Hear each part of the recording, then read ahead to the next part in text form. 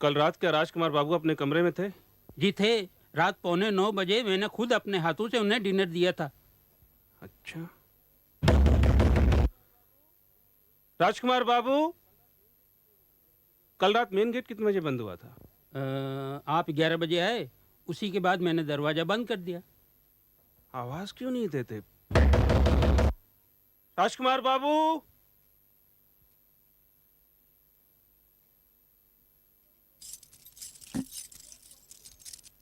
क्या हुआ?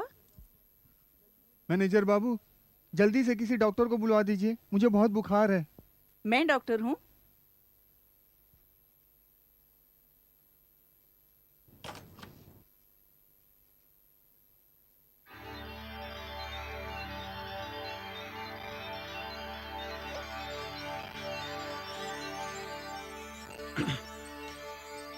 कौनधर, तुम यहीं रहना, मैं अभी आता हूँ, जाना नहीं।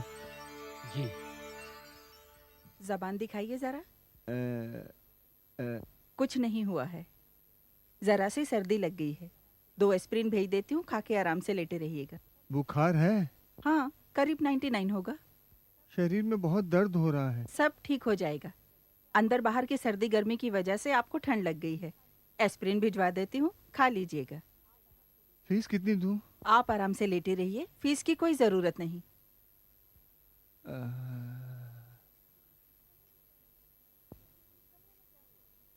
इस कमरे में क्या हुआ? क्या मालूम।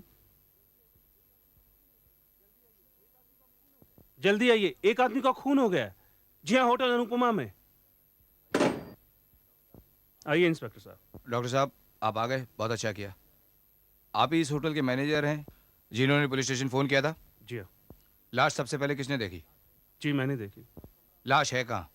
ऊपर कमरा नंबर 102 में। आपका बयान बाद में रजिस्टर करता हूँ, सबसे पहले लाश देखते हैं। आइए डॉक्टर साहब। चलिए।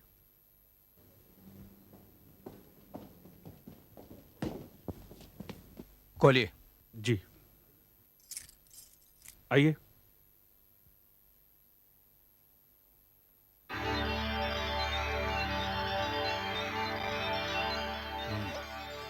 डॉक्टर साहब, आप जरा लाश का मुआयना कीजिए। ये मामला क्या है, हमें भी तो पता चले। मुझे अभी निकलना है। आप कौन हैं? आप कमरा नंबर 101 में हैं। डॉक्टर शोभना सेन, यात्री हैं। देखिए, कल रात इस कमरे में खून हो गया है। होटल में जितने लोग रह रहे हैं, मुझे उनका बयान लेना पड़ेगा, और बयान लेने से पहले मैं किसी को होटल से बाहर जाने नहीं दूंगा। लेकिन आप निश्चिंत रहिए, सबसे पहले आपका बयान लेकर आपको छोड़ दूंगा। खून हो गया? कब? किसने किया? खून किसने किया ये तो मालूम नहीं, लेकिन अब अपने कमरे में बैठिए, हम आते हैं आपका बयान लेने अभी।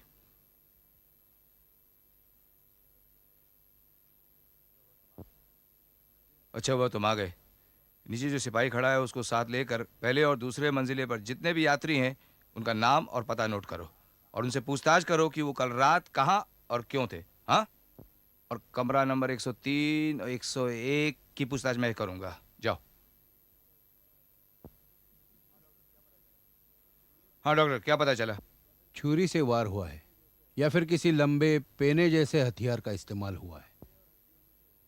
फेफड़े और हड्डियों में से होकर दिल में घुस गई है। ये किसी पेशेवर कातिल का ही काम हो सकता है।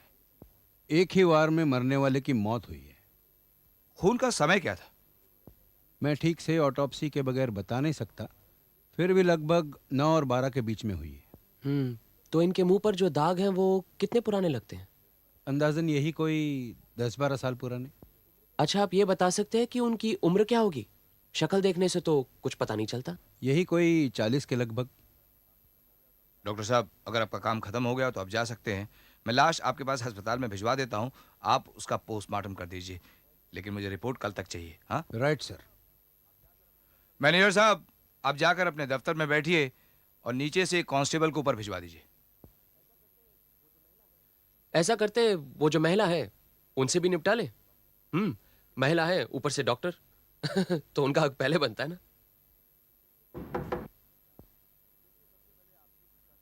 चलिए, सबसे पहले आपसे ही पूछताछ खत्म करते हैं। जी हाँ, जितनी जल्दी हो सके मेरा छुटकारा कीजिए। मेरे कामों का बहुत हर्जा हो रहा है। बस 2-4 सवाल और उसके बाद आप काम पर जा सकते हैं। पूछिए। आपका पूरा नाम? डॉक्टर मिसेस शोभना राय, उम्र? 45 बरस, पति का नाम? स्वर्गीय राम रतन राय। आप डॉक्टर हैं, लेकिन आप डॉक्टरी कहाँ करती हैं? बहरामपुर। आप कलकत्ता क्यों आई? मैं गायनोकोलॉजिस्ट हूँ, औरतों की बीमारियों का इलाज करती हूँ। यहाँ के सेवा सदन के साथ मेरा संपर्क है, इसी सिलसिले में कभी कभी आती जाती हूँ। कलकत्ता में आपका कोई रिश्तेदार है? मेरा कोई कहीं नहीं है। बाल बच्चे? जी नहीं, एक लड़की थी जो बहुत पहले गुजर गई। कलकत्ता जब आप आती हैं तो यहीं ठहरती हैं? हाँ।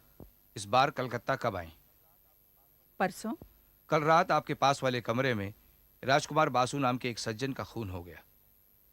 आप उनको पहचानती हैं? जी नहीं, कभी नाम नहीं सुना।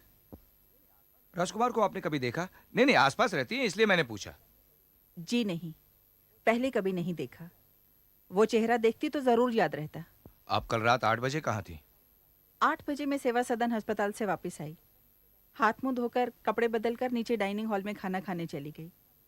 9 बजे से पहले ही मैं कमरे में वापस आ गई और फिर कमरे से बाहर नहीं निकली।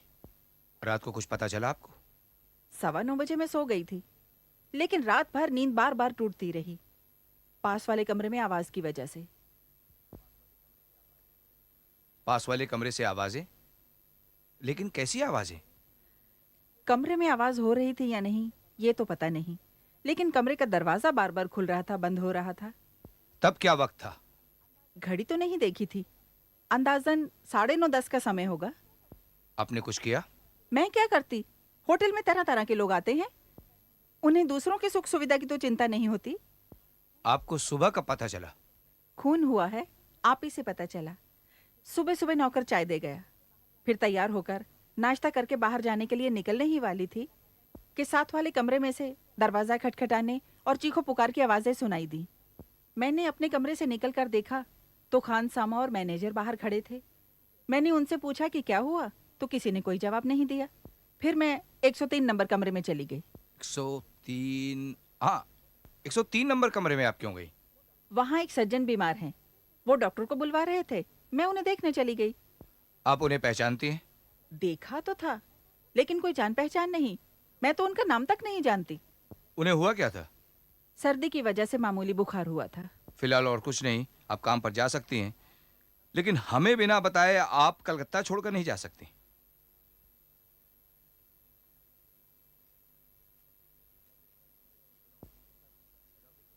सुनो, yes sir. Head office phone करो और उनसे कहो कि एक फिंगरप्रिंट एक्सपर्ट को यहाँ भेजें। Okay sir.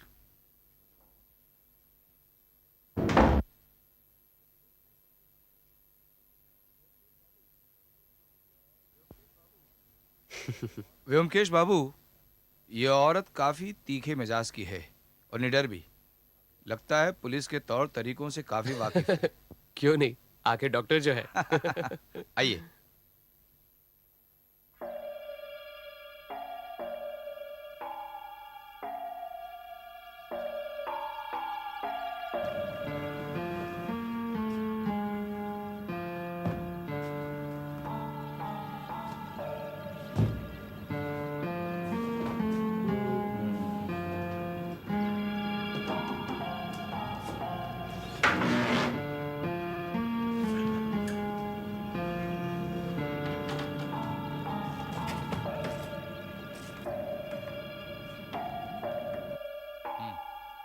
ये देखिए, कुछ रुपए मिले हैं, गिनिए।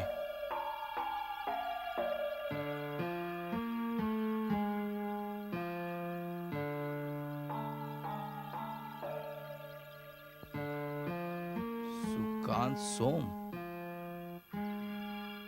आप क्या कहते हैं? ये 1200 है।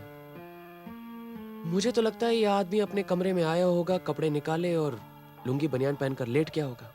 रात को किसी ने जरूर खटखटाहट की होगी दरवाजे पर, ये उठे होंगे, बस दरवाजा खुलते ही उसने सीने में छुरा झोंक दिया होगा। ये वहीं के वहीं दरवाजे के पास बस गिर पड़े। खूनी कमरे के अंदर नहीं आया। ये जो सूटकेस में जो आप कह रहे रुपए मिले हैं, वो तो सही सलामत है।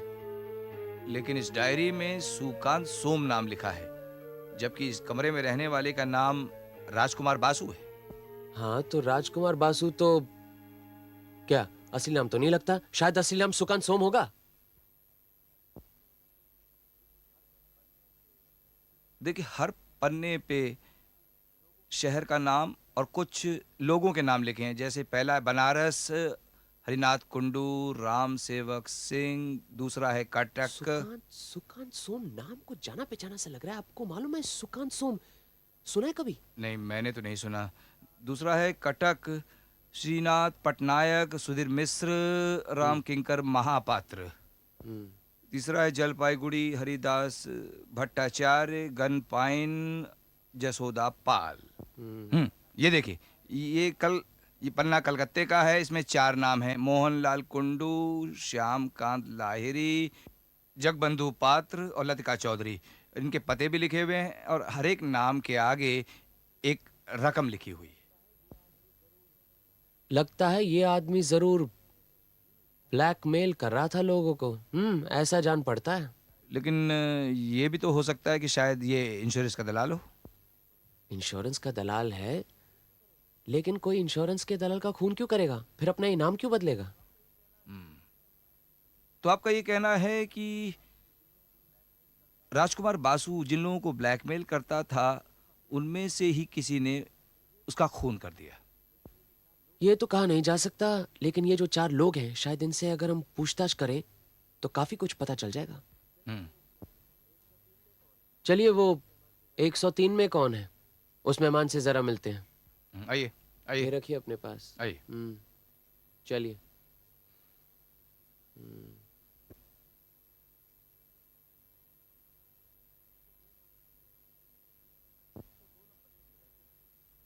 102 नंबर में जो रहते थे, कल रात उनका खून हो गया। उनका नाम था राजकुमार बासु। क्या आप उन्हें पहचानते हैं? राजकुमार बासु? जी मैं नहीं जानता। खून कैसे हुआ? किसने किया? ये तो नहीं मालूम, लेकिन पता चल जाएगा। आपका नाम क्या है? G S Sanyal. कहाँ के रहने वाले हैं? जी, भागलपुर का। मेरी तबीयत ठीक नहीं है, डॉक्टर ने लेटे रहने के लिए कहा है। किस डॉक्टर ने? जी लेडी डॉक्टर ने। मुझे ठंड लग रही है, कहा है एस्पिरिन खा के लेटे रहिए। अच्छा बताइए, लेडी डॉक्टर अच्छी होती है? नहीं, हाँ, हो सकती हैं। आपको ठंड कैसे लगी? जी कल शाम ढलते ही मैं टहलने के लिए निकला था, बदन पे शॉल नहीं थी, बस ठंड लग गई। आप रात को बाहर निकले थे? नहीं, रात में डाइनिंग हॉल से खाना खा के सीधे अपने कमरे में 9 बजे आ गया, फिर कहीं नहीं गया। आप कलकत्ता कब आए? जी 3 दिन हो गए। आज ही वापस जाने की बात हो रही थी, लेकिन आप कलकत्ता क्यों आए? मेरा घी का धंधा है, गंगूराम को घी सप्लाई करता हूँ। मेरा अक्सर कलकत्ता आना होता है। अच्छा, ठंड लगने से क्या निमोनिया भी हो सकता है? हाँ, हो सकता है, लेकिन आपको नहीं होगा। आपकी तो अच्छी खासी सेहत है। आपकी उम्र क्या है? 40। वैसे दिखने में मैं अच्छा खासा दिखता हूँ, लेकिन अंदर से कमजोर हूँ। जरा सी बात पे बीमार हो जाता हूँ। ऐसा क्यों होता है? हाँ, ऐसा होता है कभी कभी। लेकिन ये राजकुमार... जी मुझे अक्सर भूख लगती है, कुछ खाने से बीमारी कहीं ज्यादा तो नहीं हो जाएगी ना? गर्म दूध में डबल रोटी डालकर खाइए। मतलब आप राजकुमार जी को नहीं पहचानते? जी कभी नाम भी नहीं सुना। सुकांत का नाम तो सुना है? जी क्यों नहीं सुना, वो तो मेरा साला था, पिछले साल ही गुजर गया। बेचारा। आपने कल रात कोई आवाज सुनी? जी नहीं, मैं तो कमरे में आते ही सो गया, सोते ही नींद आ गई। ठीक है। जी कल रात जिसका खून हुआ, क्या बंदूक से हुआ? नहीं, छुरे से हुआ। अब आप ऐसा कीजिए, लेट जाइए, और कलकत्ता छोड़ने से पहले आप पुलिस को इत्तला जरूर कीजिएगा। हाँ, लेट जाइए। आइए व्योमकेश जी।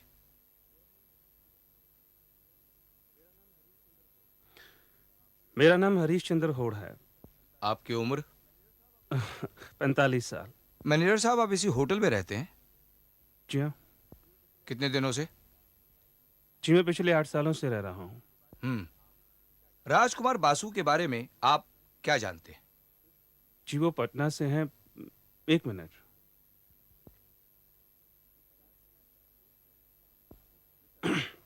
जी हाँ, मिस्टर राजकुमार बासु, 7/10 आदमपुर पटना। पिछले 5 सालों से वो साल में 2 बार आया करते थे। बस 2-4 दिन ही रुका करते थे, होटल से बाहर नहीं जाते थे। यहीं से अपने दोस्तों को फ़ोन किया करते थे।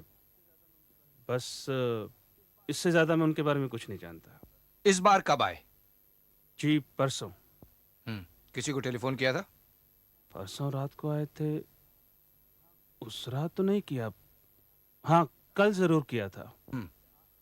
राजकुमार बासु जब भी इस होटल में आकर ठहरते थे, क्या उसी कमरा नंबर 102 में ठहरते थे? जी नहीं, जो भी उस वक्त खाली होता था उसी में ठहर जाते थे। राजकुमार बासु काम क्या करते थे? सॉरी, ये तो मैंने कभी पूछा नहीं। और उनके साथ आपका कुछ लेन देन था?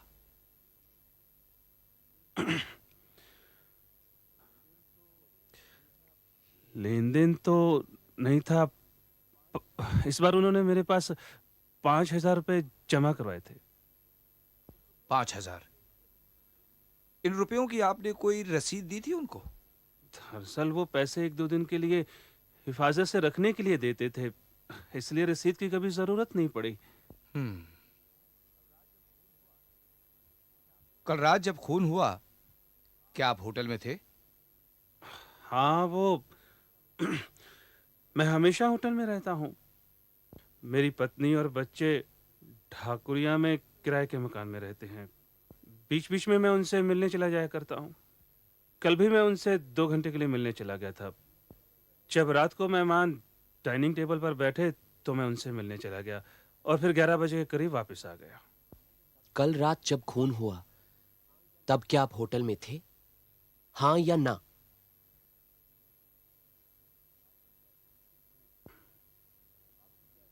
नहीं। आपकी गैरहाजिरी में इस होटल का इंचार्ज कौन होता है? सरदार खानसामा गुणधर गुई। उसे बुलवाइए। राजकुमार बासु जिनका खून हुआ है, उनके बारे में क्या जानते हो? कि वो ज़्यादा कुछ तो नहीं जानता। वो कभी कभी यहाँ आते थे, 2-3 दिन रुकते थे और फिर चले जाते थे। तुम्हारे साथ कभी उनकी बातचीत होती थी? जी बहुत कम, नहीं के बराबर। कभी कुछ खाने पीने को मंगा लेते थे, बस और कुछ नहीं। उनकी देखभाल कौन करता था? जी मैं ही करता था। ये bed tea, breakfast, lunch, dinner सब कुछ मैं ही पहुंचा दिया करता था। ये पहले मंजिले पे जो रहते हैं उनकी देखभाल मैं ही करता हूँ, और दूसरे मंजिले पे यानी जो राजकुमार बासु डाइनिंग रूम में खाना खाने नहीं जाते थे? जी नहीं। कल तुमने आखिरी बार उन्हें कब देखा? जी 8:45 बजे मैं उन्हें डिनर देने गया। फिर 9:15 बजे मैं जूठे बर्तन उठाने गया, तब वो जिंदा थे। 9:15 बजे वो जिंदा थे? जी। क्या तुम बता सकते हो कि वो डाइनिंग रूम में खाना खाने क्यों नहीं जाते थे? वो तो नहीं मालूम हुजूर, लेकिन उनके चेहरे पे कटे कटे दाग थे। शक्ल जरा यूं ही सी थी, तभी शायद वो लोगों के सामने नहीं आते थे। लेकिन लोग उनसे मिलने आते थे? जी वो तो आते थे हुजूर। कल कौन कौन आया था? ये नहीं मालूम, लेकिन जनरल सिंह बता सकता है। ये जनरल सिंह कौन है? जी हाँ, होटल का दरबान है। वैसे तो उसका नाम रामप्रीत सिंह है, पर सभी उसे जनरल सिंह कहकर पुकारते हैं। तो बुलवाइए जनरल सिंह को। तुम वाकई जनरल लगते हो। तुम ये होटल के मुख्य दरवाजे पे पहरा देते हो? जी सरकार, सुबह 9 बजे से 12 बजे तक, शाम को 5 से रात 10 बजे तक मेरा ड्यूटी रहती है। जो कोई आता जाता है, क्या तुम उसका नाम और पता नोट करते हो? जी नहीं सरकार, ऐसा कोई भी हुक्म नहीं है। कोई भी अगर अच्छा कपड़ा पहनकर यहाँ आता है तो मैं उसको सैल्यूट करता हूँ। कोई भी अगर मेहमान का कमरा पूछता है तो मैं वो बताता हूँ। यानी तुम किसी को नहीं रोकते? अच्छा कपड़ा पहन के जो आता है उसको मैं नहीं रोकता हूँ। यानी जो फटे पुराने कपड़े पहन के आया उसको तुम रोक देते हो? हाँ, उसको मैं बुरी नजर से घूरता हूँ। अच्छा एक बात बताओ, कल शाम को राजकुमार बासु के कमरा नंबर 102 में उनसे मिलने कोई आया था अच्छे कपड़ों में? जी आए थे, 3 जन आए थे, 2 मर्द और एक औरत। करीब रात 9:15 बजे आई थी औरत। मुझसे कमरे का नंबर पूछकर ऊपर गई और 5 मिनट बाद वापस चली गई। उसकी उम्र कितनी थी? 25-30 की होगी सरकार। लंबी, गोरी, आंखों में चश्मा था। ठीक, फिर रात 9:30 बजे करीब आया एक मर्द। उन्होंने भी मुझसे कमरे का नंबर पूछा, ऊपर चले गए और 5-6 मिनट बाद फिर वापस चले गए। दुबला सा आदमी था और थोड़ी थोड़ी मूछ दाढ़ी भी थी। ठीक है, फिर उसके बाद? 9:45 बजे आया दूसरा आदमी, एक मोटा ताजा बंगाली बाबू। वो भी 5 मिनट बाद चला गया। फिर मेरा ड्यूटी का दरमियान और कोई नहीं आया। बहुत अच्छे जनरल सिंह, अब तुम जा सकते हो।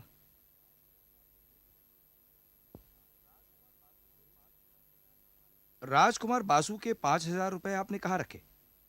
तिजोरी में। एक काम कीजिए, ये 1,200 रुपए और रखिए।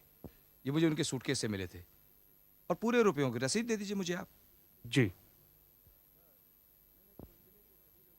सर, मैंने दुमंजिले के सभी लोगों के बयान ले लिए। सभी लोगों का कहना है कि डिनर के बाद वो अपने अपने कमरों में चले गए थे और उसके बाद कोई बाहर नहीं निकला। बयान सच्चे हैं या नहीं, इसकी छानबीन की? कैसे करता सर? सबके कमरे अलग अलग हैं, लेकिन एक सबूत है। दुमंजिले की सीढ़ियों के सामने एक नौकर सोता है। उसे छलांग कर सीढ़ी उतरना नामुमकिन है। मैंने उससे भी जवाब तलब किया था, लेकिन उसने कहा कि वो रात 10 या 10:15 बजे सो गया था और उसके बाद कोई सीढ़ी नीचे नहीं उतरा। और पहले मंजिले पे? पहले मंजिले पे भी यही हाल है सर। मैनेजर बाबू जी। ये आपके होटल में नौकर लोग सीढ़ियों के सामने क्यों सोते? जी, वो रात को किसी को किसी चीज की जरूरत पड़ जाए तो बस यही सोचकर ये इंतजाम किया है। ओ, समझा। व्योमकेश बाबू, आज का काम फिलहाल यही खत्म समझिए।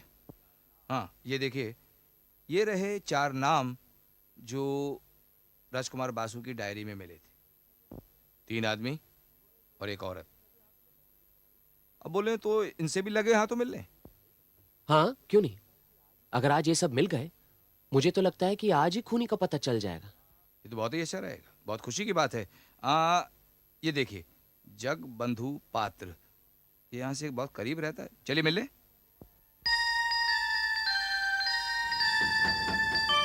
आजा, दरवाजा खुला है।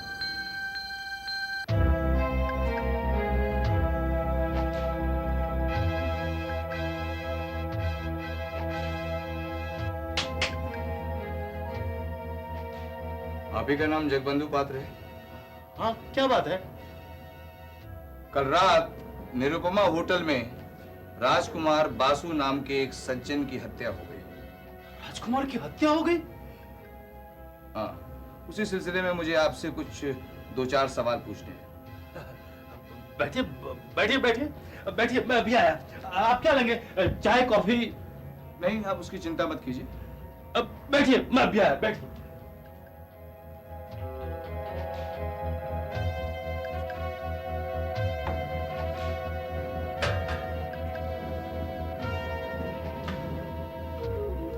चलिए व्योमकेश बाबू, ये तो मिल गया। अब दूसरा नंबर है मोहन कुंडू। उसका पता है 119A पाना पुकुर लेन।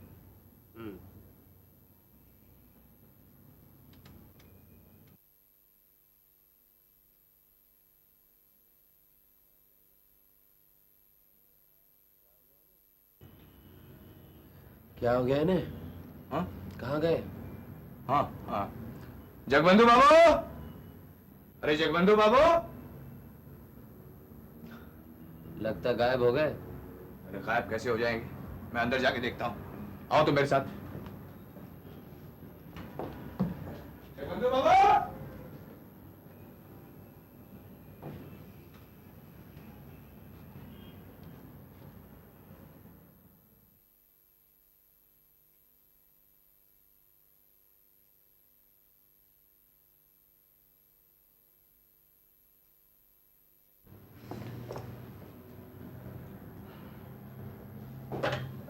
लगता है चिड़िया उड़ गई। ये रेस कोर्स का टाउट मालूम पड़ता है। लेकिन ये भागा क्यों? चोर की दाढ़ी में तिनका, जरूर के गुनहगार है। पुलिस को देखते ही 9-11 हो गया। हेलो, हाँ, मैं इंस्पेक्टर दीपक बोल रहा हूँ। यहाँ एक पुलिस की टुकड़ी भिजवा दीजिए। 54 राम भादुड़ी लेन। हाँ, यहाँ उंगलियों के निशान भी जरूर मिलेंगे। मैं यहाँ एक पुलिस कांस्टेबल छोड़े जा रहा हूँ। घोष, तुम यही रहना, और टुकड़ी आने वाली है। हाँ ठीक है। लगता है ये दागी आसामी है।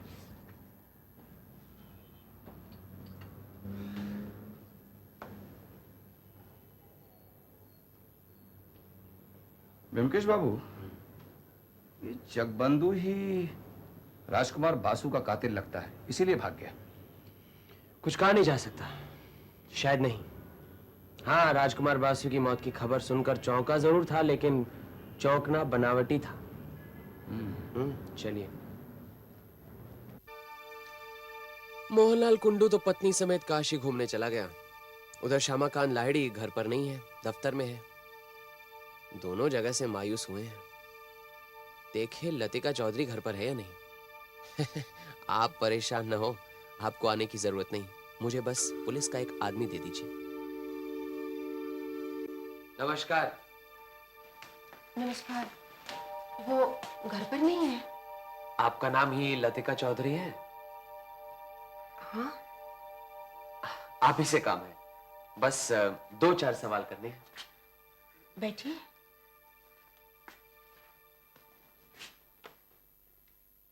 आपके पति का नाम क्या है? तारा कुमार चौधरी। क्या काम करते हैं? इंजीनियर, रेलवे इंजीनियर है। बाल बच्चे? नहीं। अच्छा, कल रात करीब 9:15 बजे आप निरुपमा होटल गई थी? नहीं, नहीं तो मैं तो सिनेमा गई थी। लेकिन होटल के दरबान ने आपको देखा है, वो तो आपको शिनाख्त कर सकता है। लेकिन मैं तो सिनेमा देखने गई थी, आलिया थिएटर। टिकट की कॉपी भी है मेरे पास। आपने सिनेमा का टिकट खरीदा जरूर था, लेकिन सिनेमा खत्म होने से पहले आप निरुपमा होटल गई थी राजकुमार बासु से मिलने। लेकिन राजकुमार बासु, मैं तो नहीं पहचानती उसे। सुकांत सोम को तो पहचानती हैं?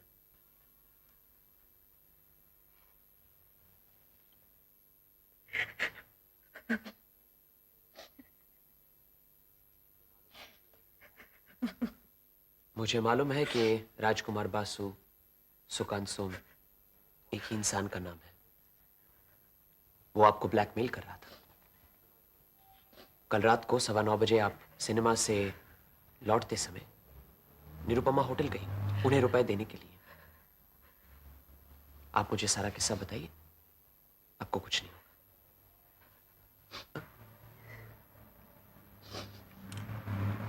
बताती हूँ। ये सब आप क्यों जानना चाहते हैं, आप ही जाने। लेकिन ये बात मेरे पति तक ना पहुंचे। देखिए, आप निश्चिंत रहिए। अगर बहुत जरूरी ना हो तो किसी को कुछ नहीं बताएंगे। 12-13 साल पहले, तब मैं अविवाहित थी। स्वतंत्र विचार की लड़की थी मैं। खुद को बहुत आधुनिक समझती थी। अमीर बाप की लड़की थी। घर में कोई बंधन या रोक टोक नहीं था। मैं अपने साथी सहेलियों के साथ पार्टी, पिकनिक, सिनेमा थिएटर में रमी रहती थी रोज। उन दिनों में फिल्मों में एक हीरो था, सुकांत सोम। देखने में जितना वो सुंदर था, उतना ही अच्छा उसका अभिनय भी।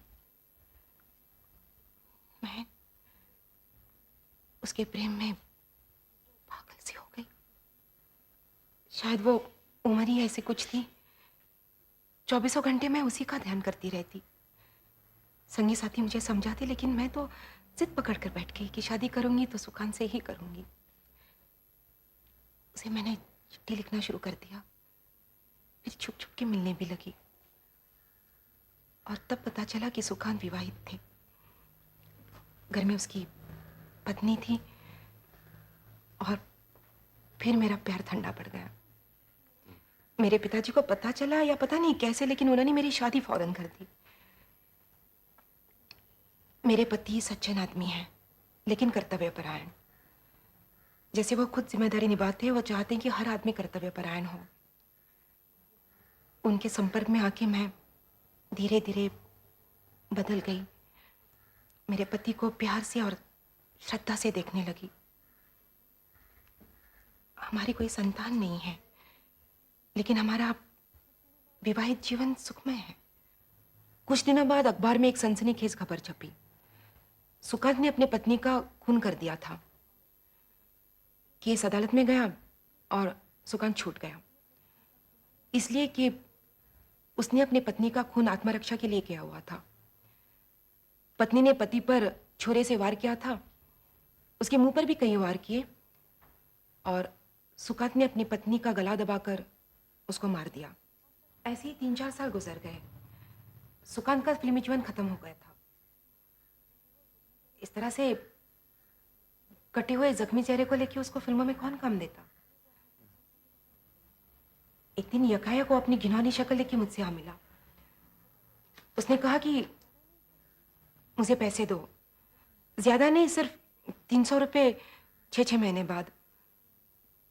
ये रकम तुम्हारे लिए कोई मायने नहीं रखती, लेकिन अगर पैसे नहीं दिए तो बहुत सारे खत जो तुमने मेरे नाम लिखे थे वो मैं तुम्हारे पति को दिखा दूंगा।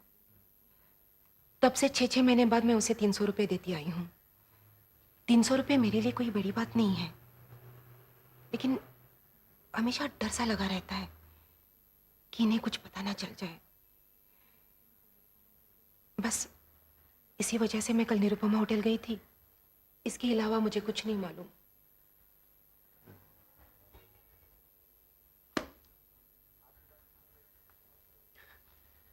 आपकी बातों से हमें बहुत कुछ पता चला, धन्यवाद। अब आपको एक खुशखबरी दे देता हूं। कल रात 9:15 और 11 के बीच में सुकांत सोम उर्फ राजकुमार बासु का खून हो गया। अब आपको 6 महीने बाद रुपए नहीं देने पड़ेंगे।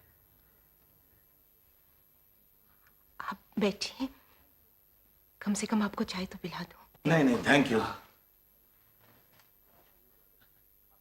चलो चाय पी ही लेते हैं, काफी वक्त हो गया। श्रीमती जी की आत्म कथा तो सुनी, लेकिन खूनी कौन है इसका कुछ पता चला? कुछ पता नहीं चला, ये तो कहा नहीं जा सकता। आज जितने बयान लिए हैं काफी क्लूज मिले हैं। लतिका चौधरी के बयान के मुताबिक सुकांत सोम के बारे में तो जरूर पढ़ना होगा। 10-12 साल पुरानी बात है। मैं आज ही सेंट्रल लाइब्रेरी जाता हूं। आज का दिन तो गया समझो। आप ऐसा कीजिए, आज की जो रिपोर्ट है इंस्पेक्टर सरकार को दे दीजिए। मैं कल सवेरे पुलिस स्टेशन आता हूं।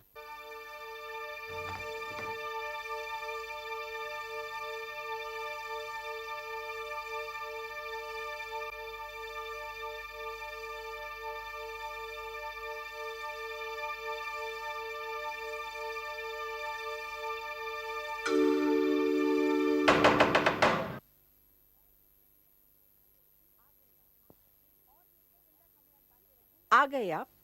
और कितने दिन तक हमें अटका के रखेंगे आप लोग? मेरे जैसी एक डॉक्टर को इस समय यहाँ अटका के रखना कानून के खिलाफ है, ये भी मालूम है आपको? अगर आपको मेरे खिलाफ कोई शिकायत है तो आप अदालत में जाइए। हमें आपसे 2-4 सवाल जरूरी और पूछने हैं। आपके ये 2-4 सवाल कब खत्म होंगे? देखिए, अब सवाल मैं करूंगा और इतना आपको विश्वास दिला दूं कि ये आखिरी सवाल होंगे। आप कौन हैं?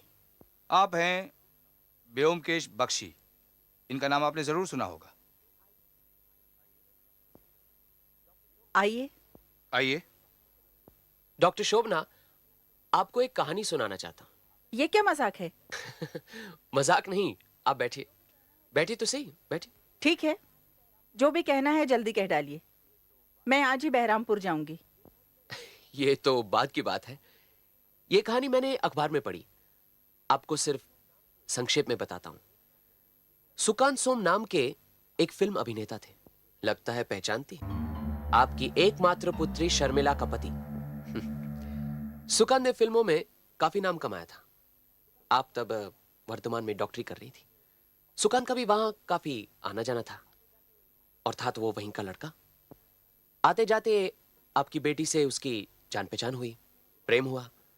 आप सुकांत के खिलाफ थी, इसीलिए वो आपकी लड़की को भगा कर ले गया। और आपकी लड़की शर्मिला भी फिल्मों में हीरोइन बनना चाहती थी। कुछ दिन दोनों एक दूसरे के साथ रहे। रहते रहते दोनों को एक दूसरे के मिजाज के बारे में पता चला। दोनों बड़े गुस्सीले थे, अक्सर झगड़ते थे। लेकिन इस झगड़े की 2 वजह थी। एक ये कि सुकांत कभी भी शर्मिला को हीरोइन बनाने में खास दिलचस्पी नहीं लेता था, और दूसरी ये कि वो दुष्चरित्र था, आए दिन लड़कियों के चक्कर में रहता था। एक दिन बात इतनी बढ़ गई कि आपकी बेटी शर्मिला ने छुरा लेकर उसके चेहरे को चीर डाला। अपनी जान बचाने के लिए उसने उसका गला दबाया और उसे मार डाला। खुद तो घायल हो गया, इसलिए 3 महीने उसे अस्पताल में भी बिताने पड़े। बात अदालत में पहुंची। जज साहब तो उसका चेहरा देखकर खुद ही सहम गए। आपने उसके खिलाफ अदालत में गवाही दी, लेकिन वो बच गया। उसके हाथ में कोई औजार नहीं था। औजार तो आपकी बेटी शर्मिला के हाथ में था। बस आत्मरक्षा की दुहाई देकर सुकांत बच निकला। सब गलत। उसने पहले गला घोंटकर मेरी बेटी को मारा था, बाद में अपने आप अपनी शक्ल को बिगाड़ा था। डॉक्टर शोभना, यह बात यकीन करने लायक नहीं है। वो तो फिल्मों का हीरो था, अपनी शक्ल खराब करके अपना भविष्य क्यों बिगाड़ता? खैर, जेल से तो छुटकारा पा गया वो। शक्ल उसकी बदसूरत थी। बस इस हीरो की फिल्मी दुनिया यहीं पे खत्म हो गई। फिर वो कलकत्ता छोड़कर पटना आया और ब्लैकमेल का धंधा उसने शुरू किया। काफी केस मिले उसे, कलकत्ता, कटक, गया, लेकिन उसने किसी से कोई ज्यादती नहीं की। 6-6 महीने बाद अपनी रकम वसूल करता था। अक्सर कलकत्ता आता था। जब कभी यहां आता, इसी होटल में ठहरता था। और आप भी जब कभी यहां आती, यहीं ठहरती। अब ये तो संयोग की बात है कि एक दिन आपने उसे यकायक यहीं पर देख लिया। शायद उसने आपको देखा नहीं। अगर देखता तो होशियार हो जाता। आपके मन में बदले लेने की इच्छा 10 साल से राख बनकर दबी हुई थी। बस सुकांत को देखते ही बदले की आग धधक उठी। जिसने आपकी लड़की को मारा था, उसे आप कैसे छोड़ती? फिर उस दिन डिनर के बाद आप अपने कमरे में इंतजार कर रही थी। खून कैसे करेंगी, यह तो आप पहले से तय कर चुकी थी। बस मौके का इंतजार था। करीब 9:15 बजे से सुकांत के कमरे में लोग आ जा रहे थे। करीब 10 बजे यह सिलसिला खत्म हुआ। हथियार लेकर आप अपने कमरे से बाहर निकले। सारे कमरों के दरवाजे बंद थे। जो नौकर सीढ़ी के सामने सोता था, वो भी नहीं था। बस यही मौका था। आप सुकांत के कमरे की तरफ गई।